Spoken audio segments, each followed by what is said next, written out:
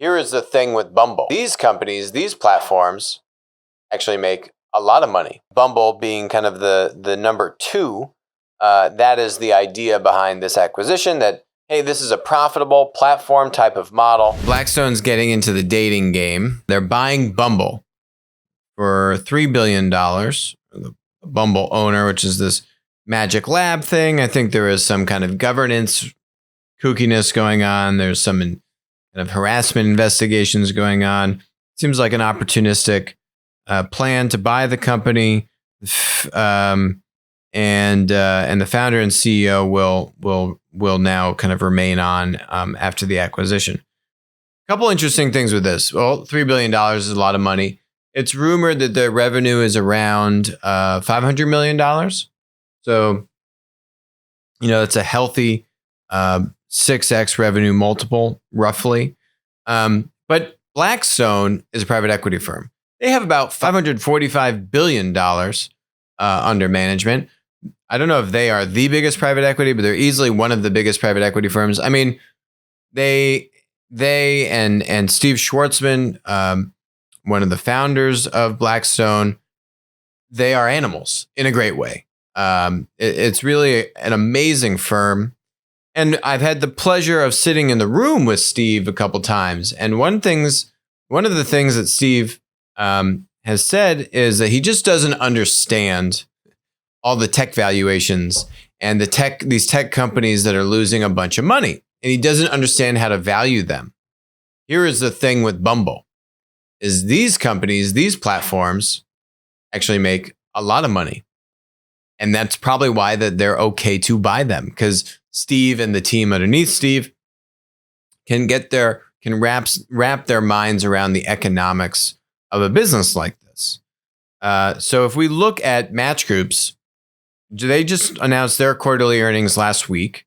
Their stock did okay in terms of what the analysts expected. But in Q3, they did about $540 million in revenue. And this is between Match and Tinder. I believe Tinder is doing at least 50% of this. It might be close to three quarters of this. Tinder's a very, very, very big part of Match Group. If you just think about where all of the growth is in mobile versus a website, which is really where Match made its name. Their bottom line here is basically $150 million in Q3.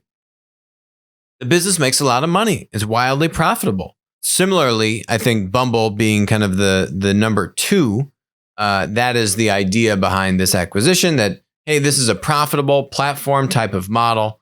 IAC is the one that actually had owned Match, had owned Tinder, had rolled all these things together. They actually kind of like incubated Tinder in their labs group many, many years ago. Barry Diller heads up IAC. Barry Diller understands platforms fantastically well.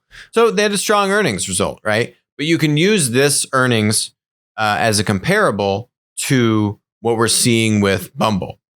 So now if you look at the past 9 months for Match, it's $1.5 billion in revenue and it's $400 million in profit. Match Group is valued at about $20 billion.